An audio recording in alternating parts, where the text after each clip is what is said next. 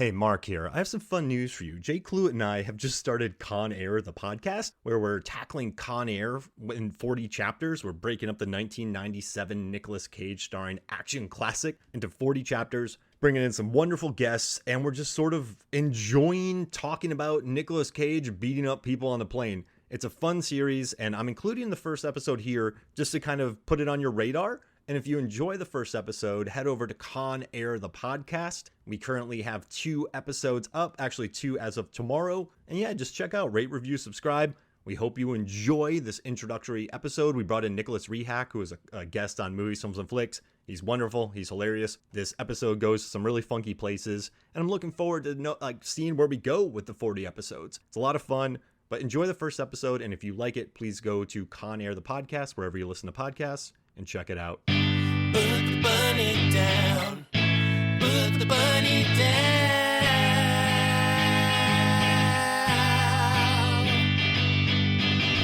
Put the bunny down. Put the bunny down. Put the bunny back in the box. Welcome to Con Air, the podcast. I am Mark, the capricious slaughterer Hoffmeyer.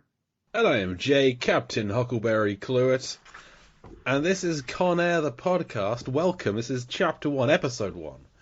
What are we doing here? We're talking about the 1997 American thriller, Con Air, directed by Simon West, starring Nicolas Cage and a bunch of other people we'll discuss over the coming weeks. And on this show, we're going to break down Con Air into 40 chapters, talk about one chapter each week, with a special guest each time. And more about that soon. So, this isn't the first film Mark and I have done this with. We previously did this with Deep Blue Sea. So you can find Deep Blue Sea, the podcast, and then Deep Blue Sea 2, and then Deep Blue Sea 3. We covered all of those. Had a grand old time doing that. And we figured the natural sequel to that would be 2 years previously. A bunch more actors. Significantly fewer sharks. Con Air. So that's what we're doing now. Before you start, Jay, yes. Do you want to know why I picked the capricious slaughterer as my nickname? I figured it was an existing nickname that you were just reusing for the podcast. No, they call me that in high school too. Yeah. But I was thinking for this, you have Cyrus the Virus Grissom, you have Garland the Marietta Mangler, you have Diamond Dog, you have Pinball Parker. You have very alliterative names that flow. So if I'm on this plane, I want to be a brat. And I just want to create just a pain in the butt name to say. So whenever people talk about me, they're like, "Where's Mark the capricious slaughterer Hoffmeyer?" Like this, it's a nightmare. That slaughterer Hoffmeyer all just rolls together. Yeah, I can see that being awkward to say. Exactly. Yeah, I just want, like, when the cops say my name, when Mr. Exposition says my name, whenever Dateline talks about me because I'm escaped.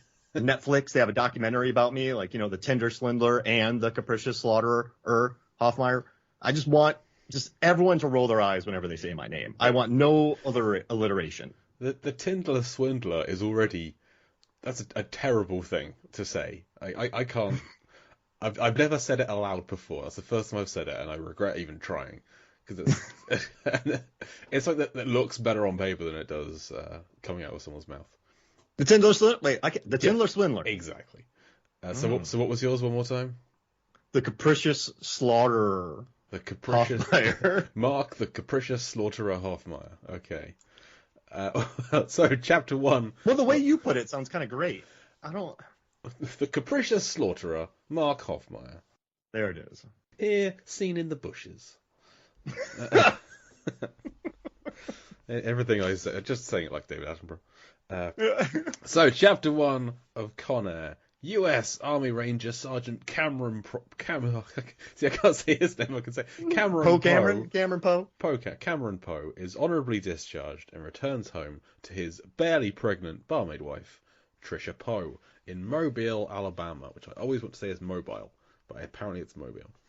During their reunion, one of the bar's regulars, Billy Joe, interrupts, attempting to coax Trisha away and angering Cameron. But Trisha calms her husband with a slow dance to Trisha Yearwood's How Do I Live? Now, Mark, we need a guest to help us talk about this first chapter. And we have a kind of tradition with the films we covered before. All three of them, our first guest was the same for each one. And also, I think for each of those times, it was a film he'd only recently seen for the first time. So it only seemed correct that be the case here. So, who is joining us for today's show, Mark? Please introduce I'm just yourself. really honored. I'm really honored because this man went from Louisville, Kentucky, all the way to Mobile, Alabama on a jet ski just to get in the headspace for this episode. So we got to welcome Nick Rehack. Thank you for coming. Hi, you're very welcome. Right, How was Louisville? Louisville, great this time of year, man.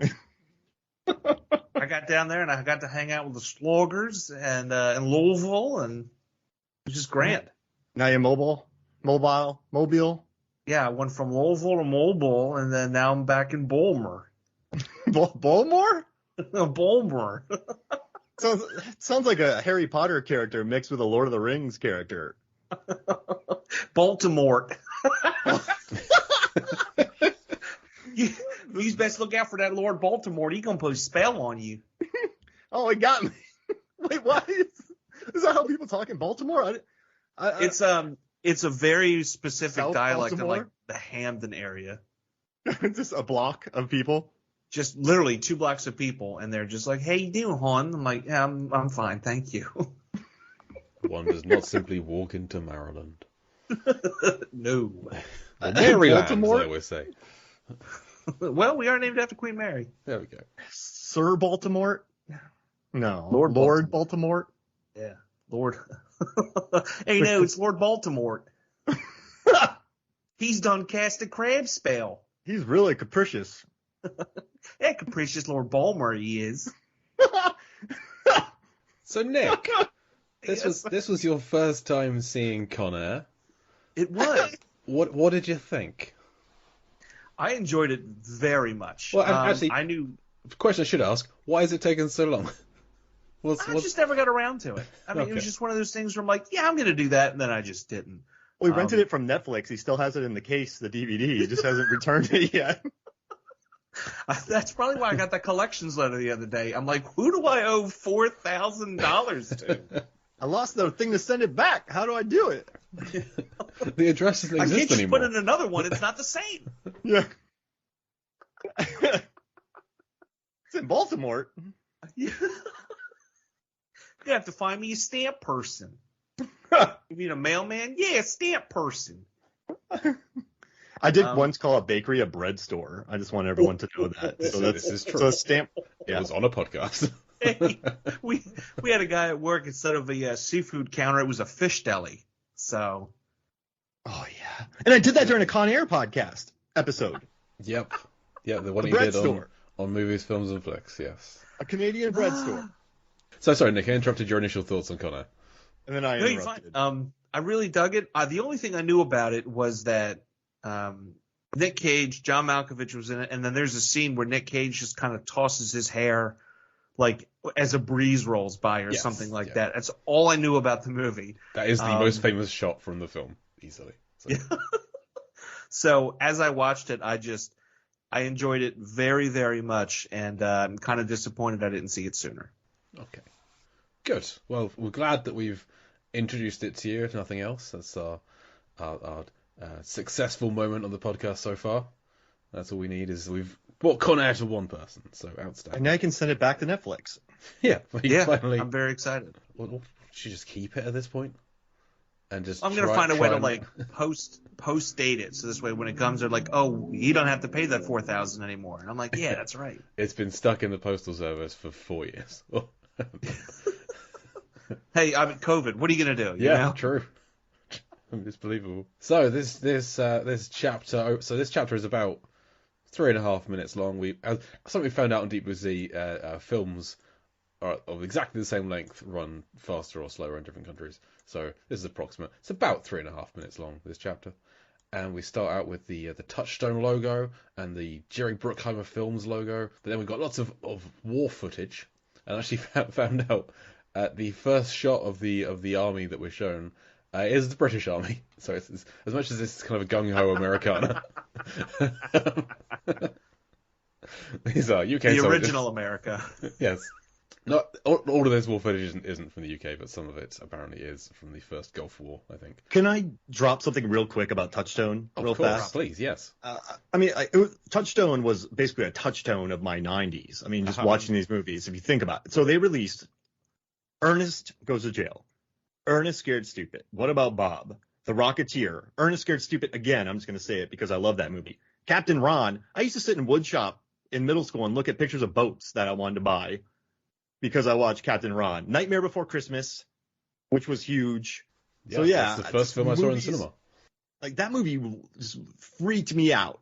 So just the movies that Con Air, Face Off, Starship Troopers. I mean, he got game. I'm just reading movies now, but I just want to say Touchstone really crushed it. Rushmore, jeez Louise. Yeah. So that's all I want to say. I have very fond memories of Touchstone, and I saw that Ernest Scared Stupid was released, so I had to get it into the podcast episode that we're doing right now. This is their 17th highest grossing film worldwide by Touchstone, Con Air.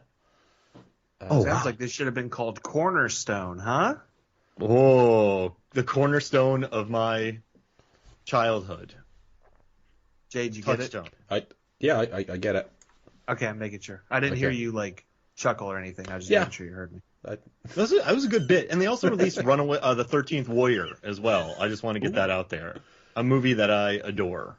Does it rank 13th for them now? That's the question. Sadly, no, that's Unbreakable. But what I enjoy is that Con Air number 18, Flight Plan. 2 plane films. Jason on the list. It's plain to see that they do well. Yeah, that was her nonstop. Number 3 is also a plane film. It's Pearl Harbor. That's depressing. That's quite so high. But there we go. But the number 1 is Armageddon, which I'm here all day for. Another plane movie. Ship movie. Yeah, things in the air film. There are planes in it. Yeah. Romeo and Juliet, number 22. Not a plane film, but a film I enjoy nonetheless. Jason Statham as Tybalt. I need nothing else in life than Jason Statham voicing a gnome playing Tybalt. Anyway. You know what's funny? When I asked what my nickname should be for this episode, my wife Megan said the gnome thief, because in high school I was quite the cad, and a lot of lawn gnomes might have or might not have allegedly been in my possession. What's the best gnome you stole? Oh no, because people are Allegedly. probably still listening. There were articles written about this, so I still have some, but never guess where. I've national treasured them. I've hit them. So if they ever come to get me, it's gonna take Harvey Keitel, Sean Bean, Diane Kruger to find them. So yeah, no one will take find a lot of people to go into his basement. It's the house with the gnome with the long flowing hair permanently set in the breeze outside. That's what if we were to ever have a merch store, that would be number 1 is a gnome with Nick Cage's hair from Connor. For my wedding, Megan bought lawn gnomes and made lawn gnomes for all my groomsmen and myself, but for their personality. So I'm looking at a Life Aquatic lawn gnome right now with the shoes, the hat, the vest, the gun. It's really cool. That's very cool. Everything. Yeah. I'm a big lawn gnome guy, so I'm just really happy you brought up Romeo and Juliet with lawn gnomes. It's about time they got their due. I have a gnome in my backyard. There's a little bush that grows, and I'll trim back the bush so you could barely see its head, but he's sitting on a toilet on his cell phone. Yeah, okay. And it brings much joy to my life. I'm like, look at him. And then he hides because the bush grows, and then when you trim the bush back, there he is. You're like, forget about him. Yeah. It's a long conversation. Yeah. Hey, you got to have him. So we have more army footage, and then over this army footage we have the dulcet tones of one Powers Booth. He's doing the uncredited intro narration, explaining about the joy of being a ranger, and how rangers lead the way. They fought in every American war ever, and they're basically, and they fight on to the ranger objective and complete his mission, never leaving behind a fallen comrade, no matter what the odds or the enemy, which I feel like sets up some elements of Cameron Poe's character for later in the film, when he will not leave an injured soldier behind, as it were. And Jerry Bruckheimer contributed that to the script. He was the one. So there are some people who say Nick Cage said he should be a ranger, but then there's also articles that say Jerry Bruckheimer is the one that suggested Nick Cage should be a ranger. So there's dueling stories here about who came up with the ranger idea, which I think is pretty interesting. It's not a military rank that you see often in films, I think. I couldn't think of another one where a character was specifically a ranger. I just flaked completely on that. I was thinking of a Mountie. Buzz Lightyear. Yogi Bear. Oh, Or is that Air Force? Space Ranger? Space Force. Ranger. I don't know. Yeah, I'm that's done. it. I couldn't think of any. What about Yogi Bear? He's a ranger. Or you got Park Ranger. Yeah, feel Park like- Rangers. yeah. Now, do you guys know what the average age of a ranger is? Ooh. 37. I'm Whoa. gonna say 32. 23. Oh, Oh, Do you know how okay. old Nick Cage was in this movie?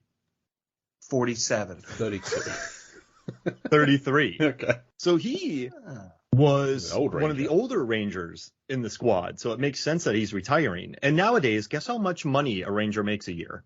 Before or after taxes? Before.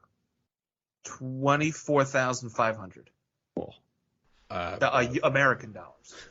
I would say more than that. I would say like 35. 57 a Okay. year. You want to hear something interesting? Where I live in Georgia, if you go up north, you have this place called Helen, Georgia. And so it's like a German town in the middle of the mountains, kind of a fun touristy place. But my in-laws live about 30 minutes outside of it. And by them is a place called Yona Mountain. And that's where a lot of the Army Rangers do their like night. I don't know what the words are, but they run up the mountain. They do their I don't want to say games up there, but their Exercises? Drills? yeah, exercises. There we go. Yeah, they do their bread stores up there, and so every now and again you'll go to this Ingalls and you'll just see almost an entire row of trucks of Rangers. They say like trucks parked, and then they get taken up to the Yona Mountain.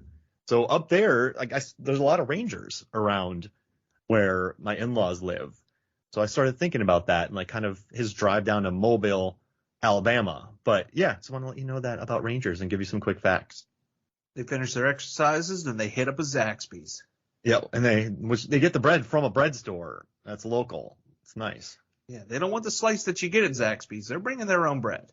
Well, I do like the Texas toast. Oh, I'm not against it. I'm just saying these guys bring their own bread.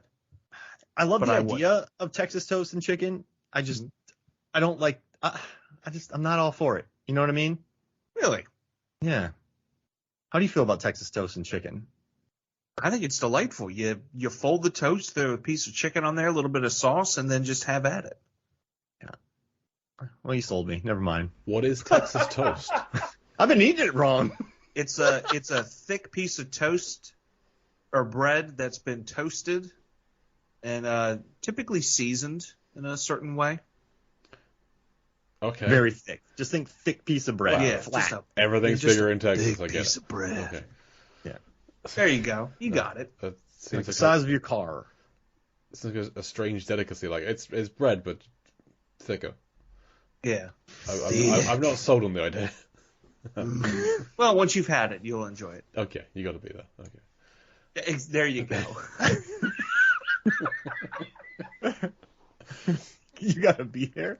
So I'm looking at the 5 other Rangers that are being discharged along with Cameron Poe, and they all do look of a similar age. You can't really, their faces are obscured because they're the salute angle, but they all look around at the same age.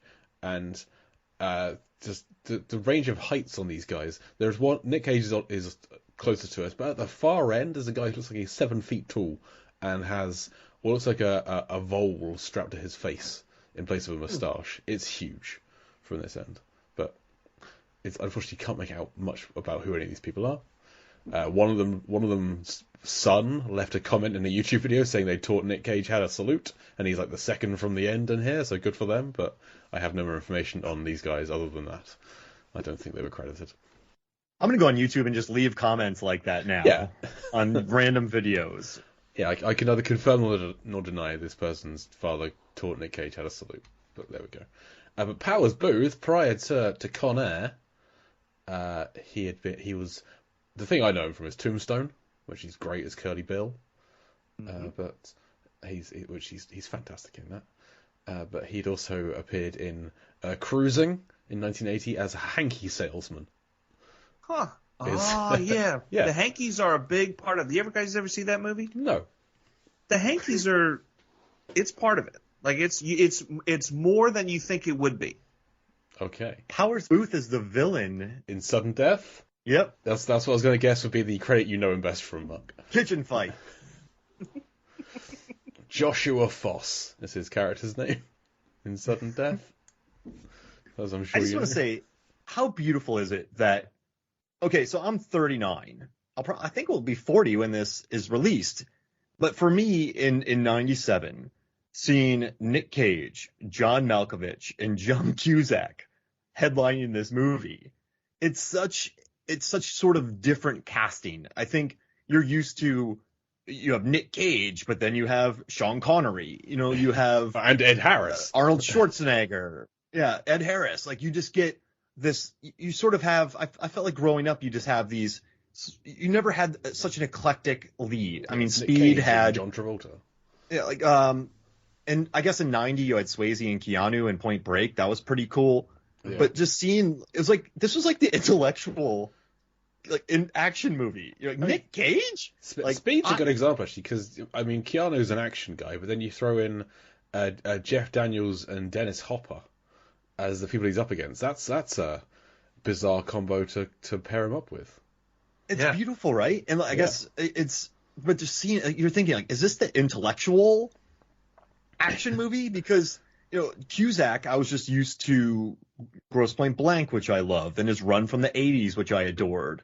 John Malkovich, just had a really slick run going up into this. And then you had Nick Cage winning his Oscar for Leaving Las Vegas. I had never seen him bulked up like that. We can talk about it later, but We will. just seeing these credits roll by and just seeing these three names. I remember just when I was 15, just really, this was just a new thought, like a new thing for me. You just didn't see this kind of action movie.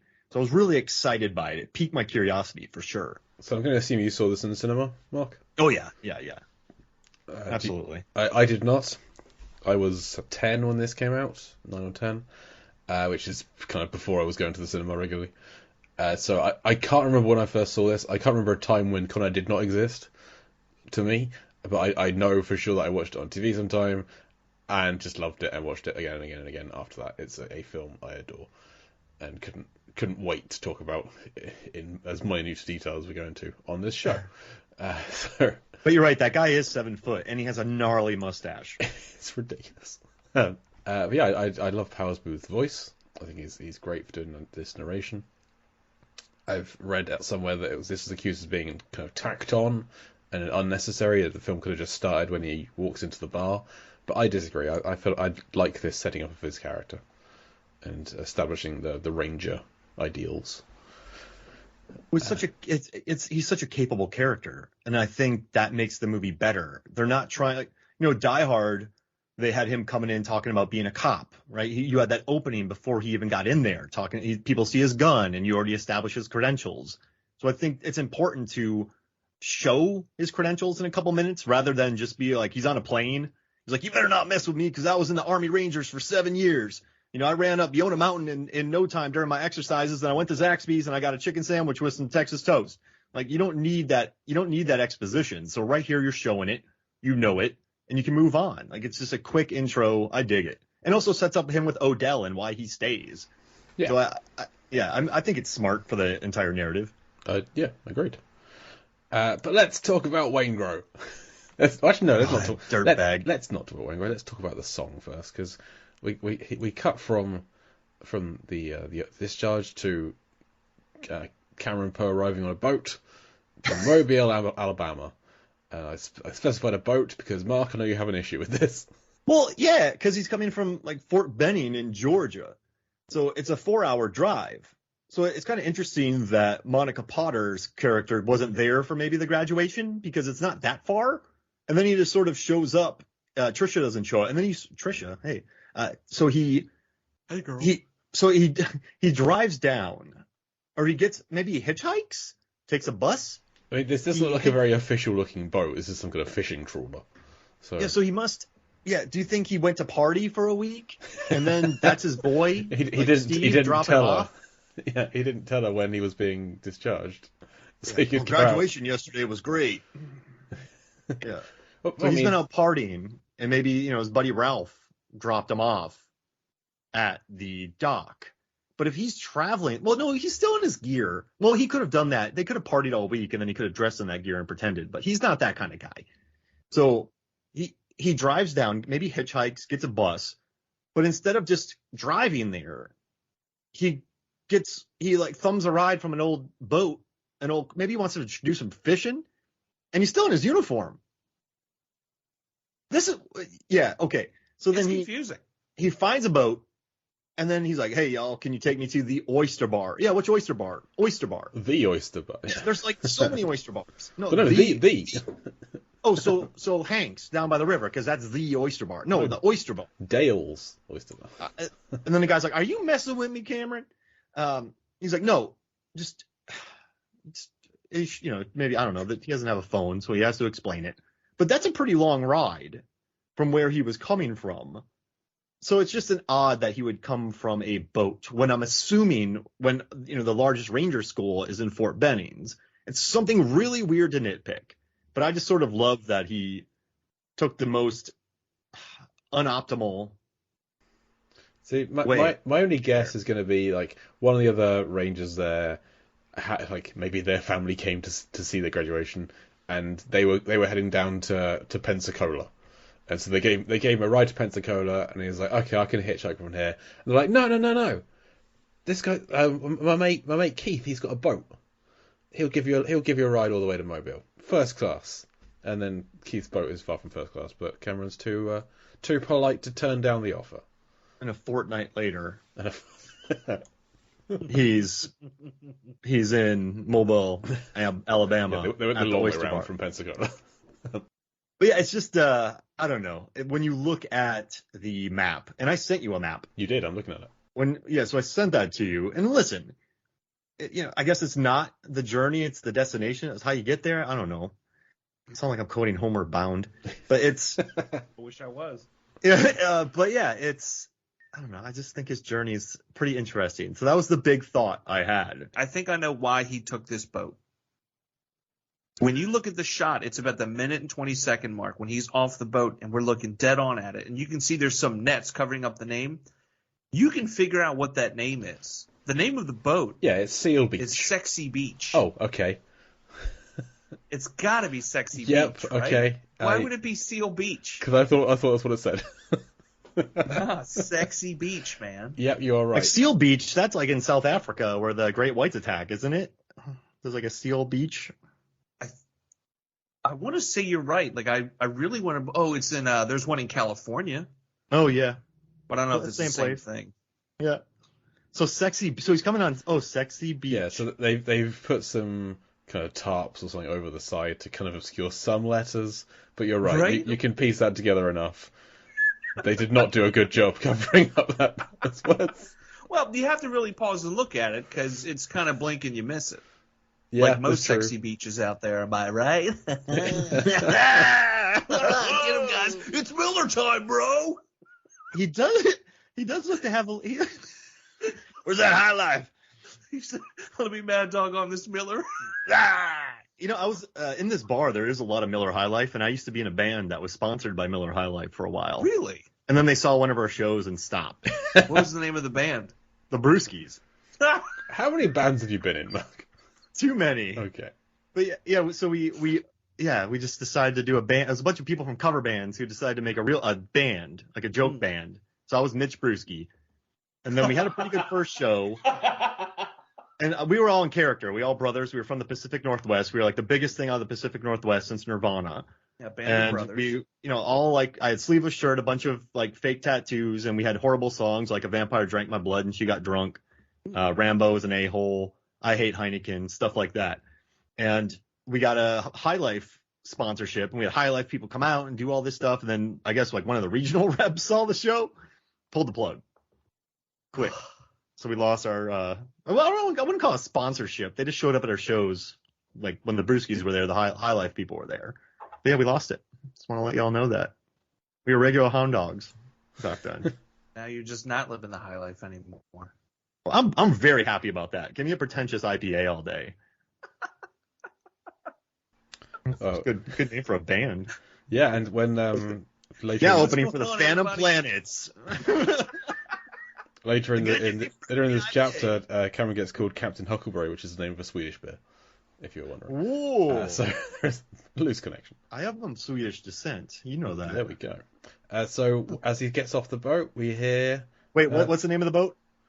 Off of the Sexy Beach, which I'm desperately hoping will not be the title of this chapter.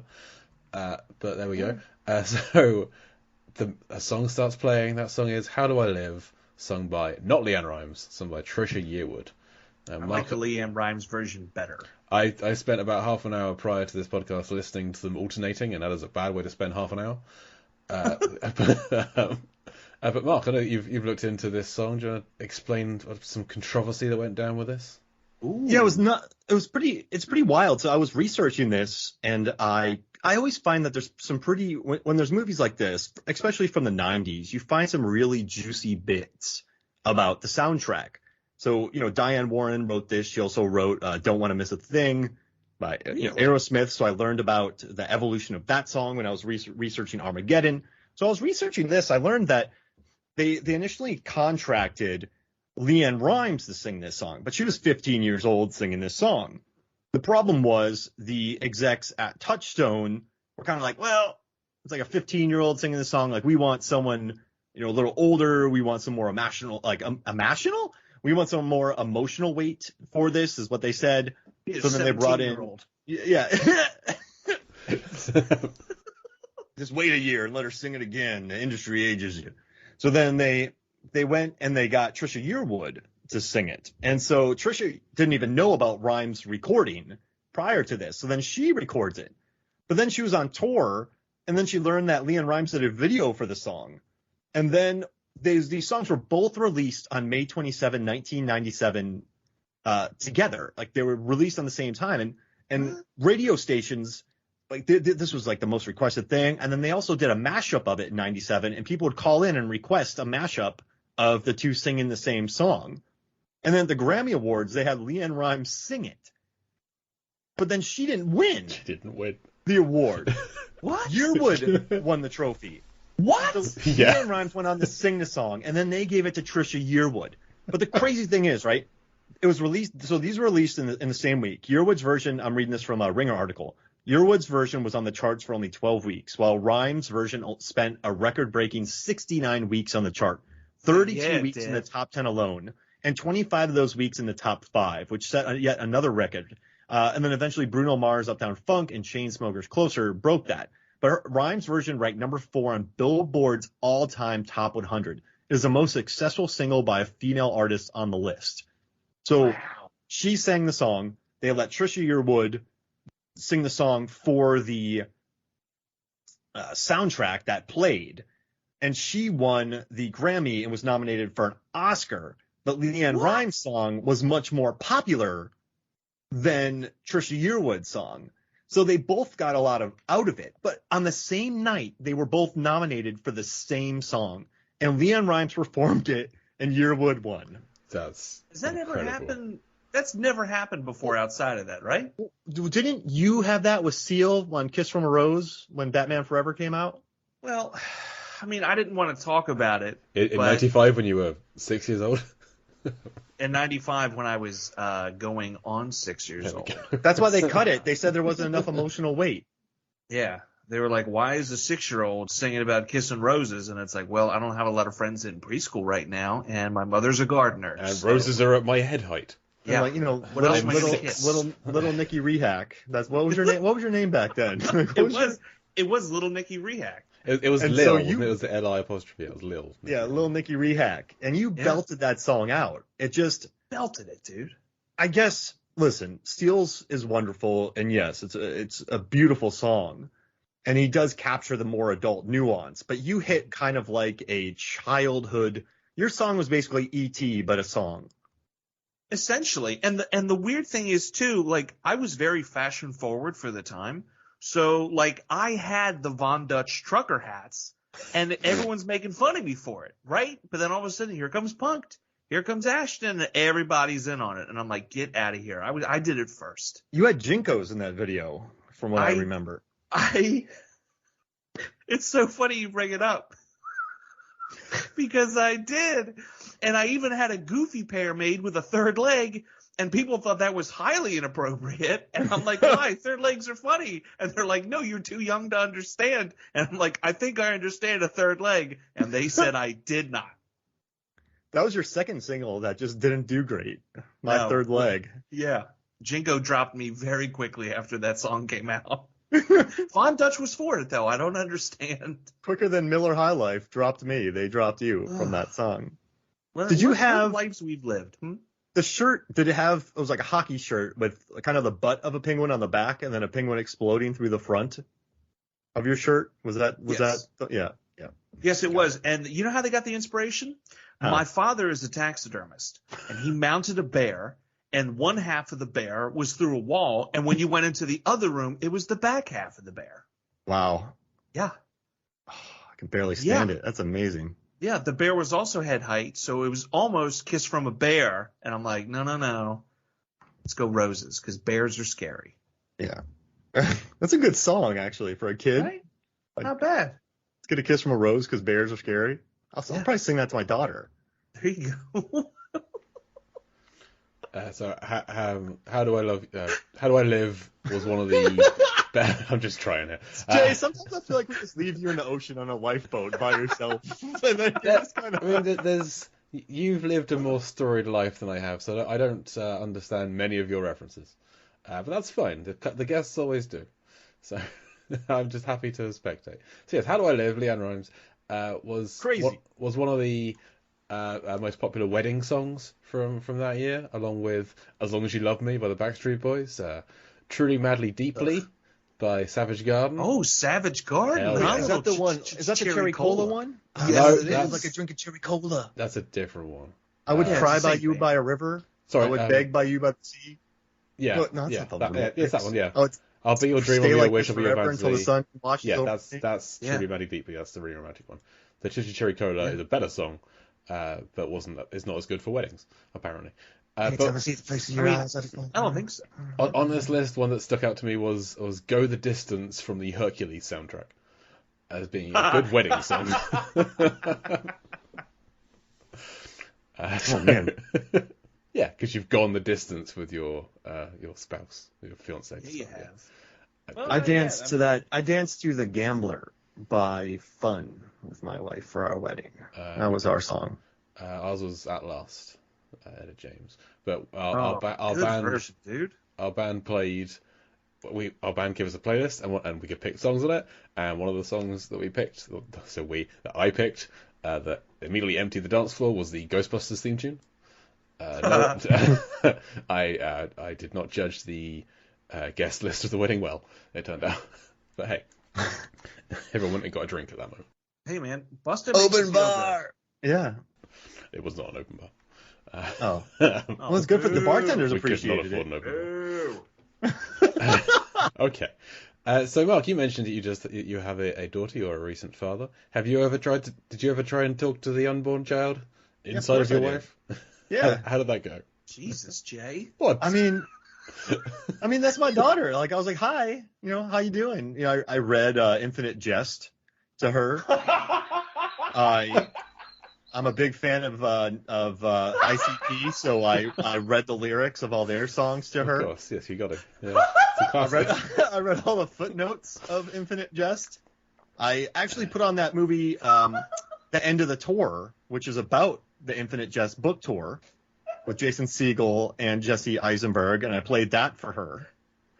But yeah, I mean, I played all the jams. So And I think all Nick those may have passed away.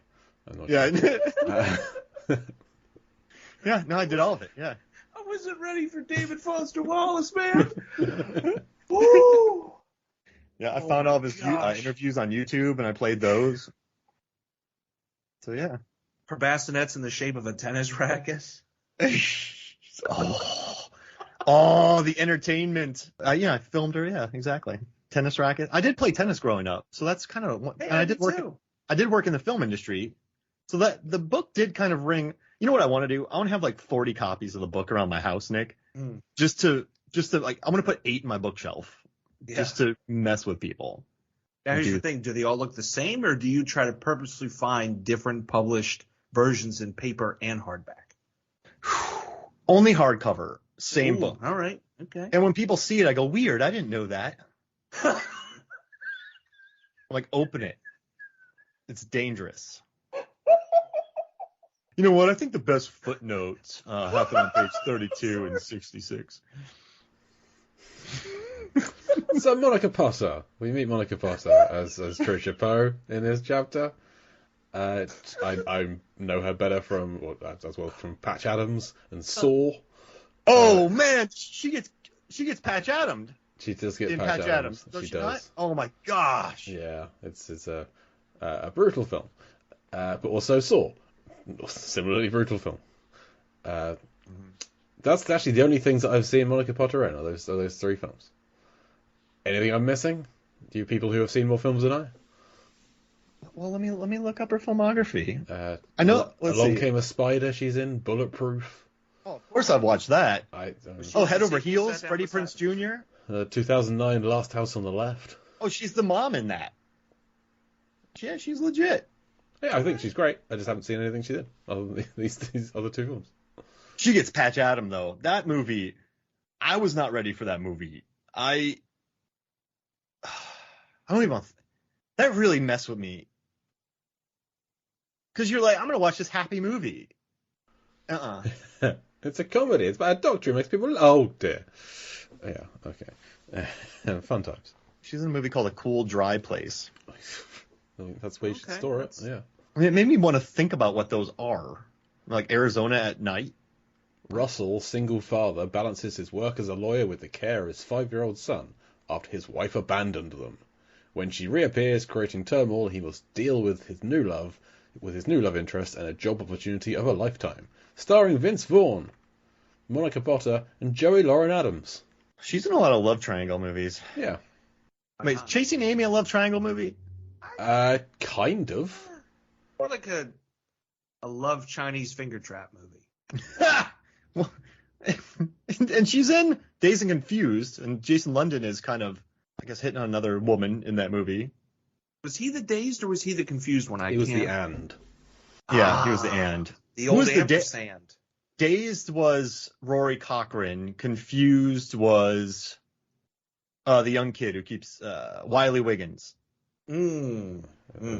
As a film I've seen once, so I'm glad you did not throw out to me to name a cast member, because I think I would have failed and failed. I read the book about the making of it. It was really cool.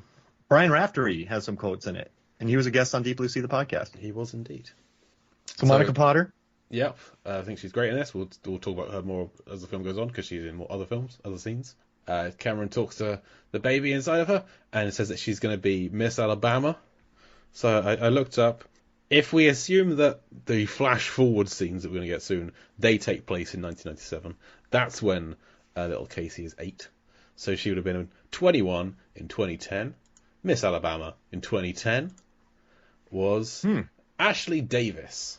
So that is who would have beaten, that is who we assume beat Casey Poe to the title. She did not make her daddy proud, unfortunately. Ashley Davis, her talent was singing. Sadly, she was not singing "How Do I Live." That was, as perfect as that would have been, I had my fingers crossed. No, she was singing "If I Had My Way" from the musical of the same name. But at the Miss World Championship, she won an award in the lifestyle and fitness category for the preliminary swimsuit award. I just was interested to see did Casey Poe win? No, she didn't. She's fictional. No, we know. Tough competition that year. Yeah, must have been. But Kevin Gage, Wayne Grow, interrupts the dance. Always play the dirtbag. Does Kevin Gage? So much so that he was arrested in 2013 for drug possession. Yikes! Yeah, he's out now. It was allegedly for medical reasons. I'm not going to go into it. Also, he was once married to Kelly Preston. R.I.P. No. Which I didn't know.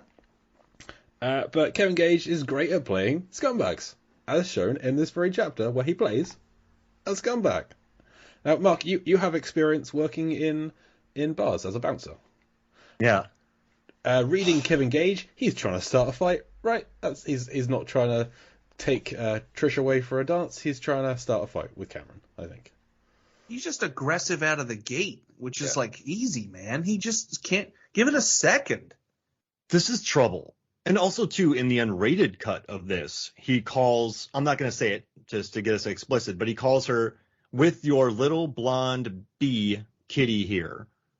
And then he goes, when you get back, we'll talk about letting me play night baseball with your little blonde bee kitty here. So that's the unrated cut. Night baseball, not a term I've heard for what he's insinuating. It's a Waingro. It says Waingro, yeah.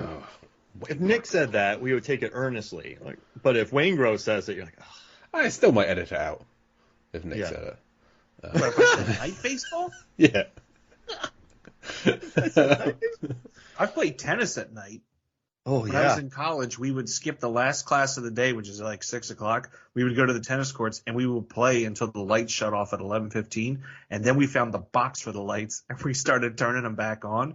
But then security would catch us and we'd have to run back to the dorm at like 1 in the morning. We got to hit sometime, Nick. We do. Sounds lovely. I have a phenomenal backhand. See, I have a terrible backhand. Oh, see, I'll have to show you my trick. It's pretty good. You're not a slicer, are you? Yeah, I'm a slicer. Oh man, yeah, you've already beaten me. You never know. Don't people say that sports are 90% mental, 1% physical, or actually, like I was 99% mental. Like you could just get in my head. I was good, but I definitely I basically McEnroed a lot. Yeah. And my coach would just kind of swear at me and tell me to calm down. And if you're a slicer, you got me already. Yeah, I developed it early because I never did backhands the correct way, but I really leaned into the slice, and I can make it work for me. On a breezy day, it just goes. You slice it so hard it goes behind you about 50 feet. Yeah, it's aggressive sometimes. Not all the times, but sometimes. I want to see that. Just get footage of yourself. Go out and film yourself doing this. I just want to see it. It's almost the summertime. My cousin and I and some guys from high school, we tend to get back up and start playing again. So I'd have to do that. YouTube it. Live stream. I feel like I could quite easily cut this conversation to sound like something that Kevin Gage would be saying, like filming yourself in your aggressive backhand, playing night tennis till the lights go out. Now, the one thing I do really like about this scene is in this movie, Nick Cage, Cameron Poe, you show here that he has that temper, and I like that. You establish that he was trouble, and now he has elite training. But just watching the scene with Nick Cage, I fully buy him in this scene when he kind of like he's pissed and he's ready. Like he's ready to go. Waingro got to him. Like he's not gonna stop this. And so I like that. I also like there's a bit of an edge to Cameron Poe in this movie. Yes, in some moments he's kind of a saint, but he's very sassy. Like he never backs down from anybody. Like when someone comments something to him, he always has a response back. And I love that about the character. So I think establishing here that he has a bit of a temper it feels quite organic in regards to what happens later. So I think it's some really good performing by Potter here because she kind of gets him back down. But I also think Cage, this is a good moment. This is good acting by him right here. And you see his temper. And I think they hired this movie has such a plethora of huge actors. So bringing in Waingro just to piss him off for 20 seconds is such a smart move because, just the amount of like ooze he exudes just gets you sort of annoyed already. So I just love this scene. I think Cage, he shows, I don't know, he's quite intimidating in this moment. So I think it's a very effective scene. I'm just going to say, I don't think this scene gets enough credit, but I love this moment. Yeah, he's intimidating with just the slightest lean forward. That's all he has, just kind of approaching Waingro just a little bit. And that's all you can tell the physicality there. It's good, right? It's a good it's great. scene. Yeah, I like it though. It's just I don't know. I think I also like too that you're not setting this character up as a saint. Like this is a dude who has a temper, he has an edge. It leads to this, and then so when he's not on this plane as the nicest man alive. Like this is a dude who will go too far in some instances. So I dig it. I like that they set this scene up, and it is well acted. So, and I like all the extras in this bar. Normally, have we talked about this, Jay and Nick? Have we talked about this at all? Oh, I hate bar scenes in movies. We haven't. I'm not a fan of like restaurant scenes that always start with a waiter walking past the camera. That pisses me off every time. And we don't quite have that here because Trisha is the bartender. She's the one serving the drinks, so she just doesn't walk past the camera. But what is it that you hate about them so much, Mark? Oh, all right, so mostly I would say it comes down to everyone seems to be having the best time ever. So look at The Hobbit. Every time they walk into an inn or a pub, everyone is laughing. The prancing in the pony. bar. Yeah. Everybody is laughing like they just heard the funniest joke ever, slamming drinks all over the place, guffawing everywhere, and it just always, I don't know. It's like I've spent many years in bars working at these places. In my well, I guess when I was younger, yeah. Obviously, when I was younger, I'm younger. Yeah, never mind. But no one's ever like that. Everyone's just so this one seems pretty relaxed. People are sort of dancing. I like the lighting in here. It's just not. People aren't too exuberant. And I do like that you have the three guys who sit in the corner in the regular spots right there, kind of ne'er-do-wells, but you feel like they have their spot, and that's where they sit. So I think I don't know. Listen, I'm overanalyzing it, but I do think it is. The extras are good. I kind of like the dancing. I like the lighting. They keep the frame close on Nick Cage and Monica Potter, so you don't see a lot of the background, which I think is smart. So you're not taken away by a really bad dancing extra. I was a bad dancing extra in a movie, by the way. I'm not going to say which one because you might find it. But yeah, okay. So yeah, I just think it's an effective scene. They did the good close up. You establish the temper. You have a dirtbag come in. Monica Potter makes a quick, or what? Tracy? No, yeah, Tracy. Trisha Poe. Why did I get that mixed up? Oh, whatever. But yeah, because it's Casey as the daughter, so Trisha and Casey. Right, yeah. But yeah, no, I just think it's a good scene. It establishes the temper. You have the dirtbags in there. There's dirtbags in every bar. Yeah. You have extras that don't annoy me. No one's slamming a drink, laughing like they heard the funniest thing ever.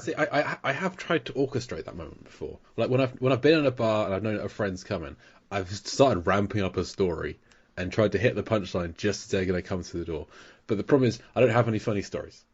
So whenever I've tried to do that, it's the person just come in to me trying to explain a part of the joke I missed early on, and it just doesn't work. I just don't get that. So why is the camera smoking? Why is the camel smoking a cigarette? He played golf, and yeah, it just doesn't work. It's not possible. My favorite thing is when it's like a semi-empty bar and someone we know comes in and we just start flailing our arms and pointing at us and shouting their name like, hey, we're over here, hey. And even though they get closer to us, we get louder and flail even harder, and it's just embarrassing for everybody. Oh. See, that's fun, because that's orchestrated, right? That's pre-orchestrated. Yeah, we know we're going to do it. It's like, oh, here we go. See, that's fun. I just think in these movies, when you watch these almost every pub scene in movies from medieval times, everyone's just slamming drinks and slapping each other's backs. And I would just be in misery in one of those bars. Like, give me a bar stool, give me a jukebox and a dartboard, very dark lights, and then I'm happy. A shuffleboard table that someone's leaning up against, and you don't want to go talk to them and ask them to step away so you can play. So you're like pensively waiting because you don't like confrontation. Like, that's perfect. Exactly. I just put Fog Hat Slow Right on 6 times in a row. Staring at them until they get the point. Yeah. But they get the point. Hey, are you gonna mad dog that table all night, or are you gonna go on? So what are you saying? I'm saying move. Play darts. You know, that's what Niall, who's on the Movie Stones and Flicks podcast, he and I used to play darts all the time in Korea. Like to show up, play darts. I could never be slapping someone's back in a bar. What if they were choking and you were poorly performing the Heimlich? If they were laughing like that and then started choking, I wouldn't. But if they just randomly took a bad bite and started choking, then I would hit their back. Gotcha. Yeah. So one issue that comes up often with this film is that Trisha is clearly not very pregnant, but Cameron's only just been discharged from service. So he would have come back fairly recently to impregnate her, then gone back to service, and then be discharged again. I mean, you get weekend leave and you're 4 hours away. That's true. Or Quick motorcycle trip, you're there. yeah, maybe they were really forward thinking back then, and it's like, hey, we're having problems conceiving. Well, let me, dump a couple loads and store them off to the side, and you can go through treatments, and maybe one of them will take. I don't have to be there. Syringes, etc. Turkey basters, what have you. Good. Glad I brought that up. Excellent. And I have two other quick points. The way you explained it, Nick, is you're just slapping stuff in Tupperware, throwing it in the freezer, And labeling it. They're not just going willy-nilly. with the date. Best And Buy. the time. Best. Oh, speaking of the time, I would like Military time. I would like Trisha to tighten her watch strap because her watch keeps on rotating around her wrist while she's A dancing. lot of with lady Nick watches do Cage. that. Well, but then tighten the bloody strap. I have a lot of bracelets right now that are loose on my arm. Right, Yeah. bracelets are fine because there's not one part of the bracelet that's supposed to be facing up at all times. How do you know? I don't. I mean, when you're I'm a assuming. bartender, you gotta so when she turns to carry a big tray of stuff, maybe she wants to have it loose so then it flips around, so then it's kind of on the inside of her wrist, so that she can see it when she's holding her tray. It's an old bartender trick. Okay. Yeah. I'll take your word for that. And we kind of skipped over it. We have some opening credits to this one. We have Nick Cage, John Cusack, and John Malkovich are the three named actors that we see who's credited here. But we have Nicolas Cage, and then a full 10-second gap before John Cusack, 1 second gap, John Malkovich. And then that's it for like 2 minutes left of the chapter with no more names. That's fair. Yeah, I think so. I appreciate that. Like, Nick Cage is the star, and then you'll wait before you see anyone else's names. God damn it. Do you think that was in his contract? Like, because if it's 10 seconds there, they thought about that actively. I wonder if the 8 seconds, 6? No, not It's 6, 10 not seconds. 6. I timed it. 10 seconds. That's interesting. I didn't even notice that. That's fun. You're just a regular old hound dog there, Jay. Hunting Sniffing stuff it down. out. Yeah. 10 seconds. Well, I mean, he carries this movie. I think it's his Malkovich film. should be before Cusack, because I always forget about Cusack in this movie. Like, I forget about the fire truck chase. I have to watch it. Every time I watch it, I'm like, oh yeah, this happened. But yeah, it's in a perfect world, it should be Nick Cage, 10 seconds, Malkovich, and then Cusack. I do you think? agree, and I also agree with being able to forget John Cusack's in this film. We'll get there in later chapters when Cusack is apparently in them. Because he's been quite vocal in not being a fan of making this film, as has Malkovich, to be honest, which is a shame. But I think both of them kind of took this as a lesser project. But where Malkovich commits, Cusack perhaps didn't as much. We'll get there, but they have we'll positive get there. things to say, Jay. They've been saying positive things lately. Okay, that's good. So we'll talk about it when they're on there. Okay, I don't want to deep blue see it and blow everything in the first No, episode. I absolutely want to not. spread some But stuff out. I listened to an interview with Simon West earlier today, the director, and he was disappointed with the reactions that Cusack and Malkovich had upon the film's release. But yeah, I look forward to talking about that more in future chapters. But do we have anything? Is there anything else in this chapter that you want to talk about? I mean, Well- I appreciate the neon signs. I feel like in bars nowadays, we don't have a lot of neon signs. They're replaced by LED or some kind of faux wood ridiculousness. And, there's a lost art of neon. And, films like these harken us back to the better times. I think that's why I love neon films so much. They've been crushing it lately. Must be. No, but like you got the High Life signs in there. No, this is a good bar. The Oyster Bar it's a good spot. A little dangerous. There's some murderers in there. Yeah. Yeah, but Wayne Girl comes up on him hard. But in movies like this, though, you just got to get to prison. You got to get to the fights. So I think, this movie's still under 2 hours, which I have no problem with longer movies. I'm not one of those people, but this movie packs in an obscene amount of things in a 2 hour movie. Unless One might call it a wallop. Yeah, it packs a wallop. Yeah. Yeah, it does. It's infinitely entertaining. And infinitely jesting. And it has rain fights. It has squat fights. But I also want to say Nick Cage would go on to produce a movie a few years from this release called Shadow of a Vampire. And it would star John Malkovich and Willem Dafoe. But if you have not watched Shadow of a Vampire, I've never heard of it. Willem Dafoe was nominated for an Oscar. It's about the filming of Nosferatu. Yeah. They're suggesting that Max Shrek. Yeah, Max Shrek was actually a vampire, and Murnau just found him somewhere. Cary Elwes is in it. He continues as a good vampire streak with Bram Stoker's Dracula.